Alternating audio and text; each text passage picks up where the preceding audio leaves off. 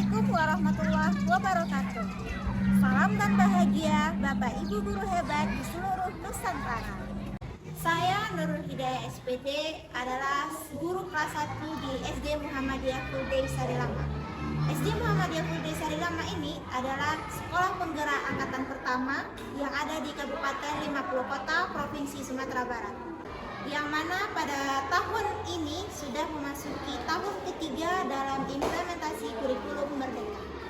Sebagai seorang guru, saya merasa terpanggil dalam melaksanakan kurikulum Merdeka. Oleh karena itu, saya harus mau dan mampu menjadi pionir dalam implementasi kurikulum Merdeka. Hal yang paling menarik dari proses pembelajaran di kurikulum Merdeka ini adalah proses pembelajaran berdiferensiasi.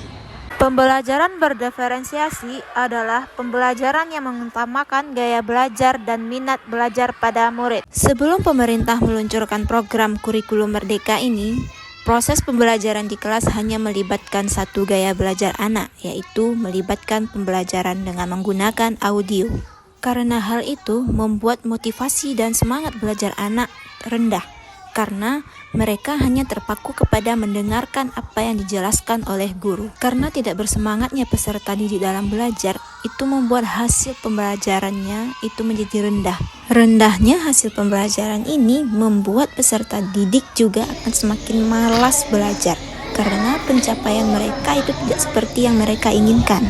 Dan juga minat dan hasil kekreatifan yang ada di dalam diri peserta didik itu tidak bisa disalurkan, karena kita yang menggunakan metode ceramah, menggunakan pendekatan yang konvensional, tidak mendengarkan apa yang disampaikan anak, itu menyebabkan minat dan bakat yang ada di dalam dirinya itu akan pudar dengan sendirinya, karena kita tidak memberi kebebasan kepada mereka untuk berpikir.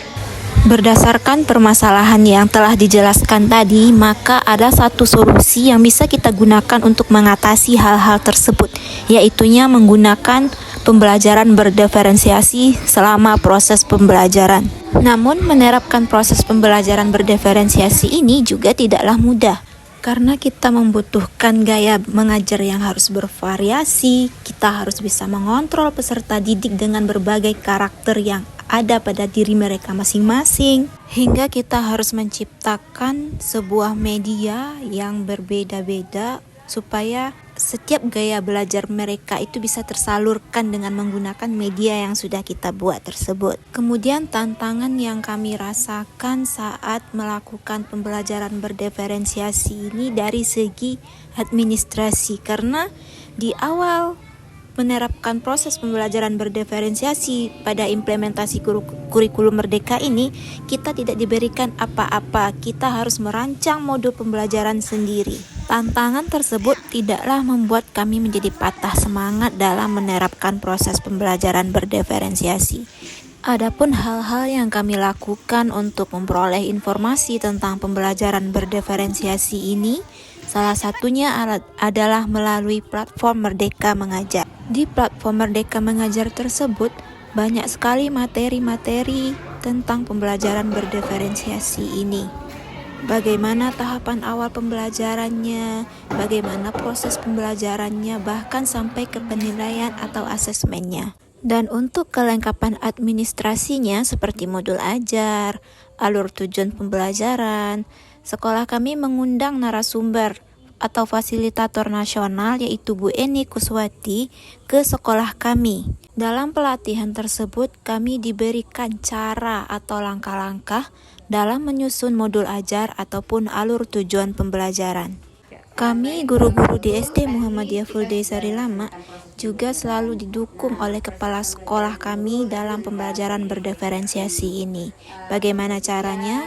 Yaitu kami selalu diberikan pelatihan setiap minggu, bahkan diberikan coaching per individu setelah kepala sekolah tersebut selesai melaksanakan supervisi.